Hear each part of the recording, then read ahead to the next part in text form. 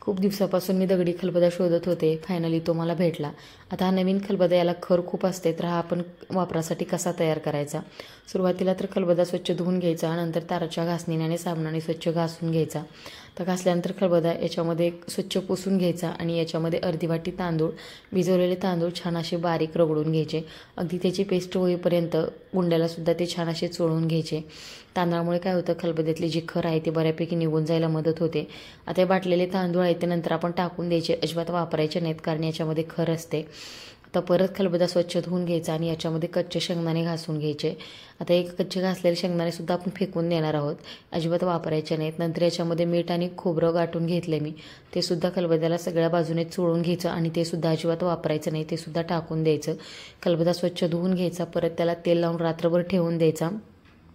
दुसऱ्या दिवशी आपला खलबत्ता वापरासाठी तयार होतो. तुम्ही सुरुवातीचा आणि नंतरचा सुद्धा फोटो मी इथं दिला आहे, तुम्ही बघू शकता. मस्त असा काळा कुळकुळीत खलबत्ता आपला तयार झाला आहे आणि याला अजिबात खरसुद्धा राहिलेली नाही आहे.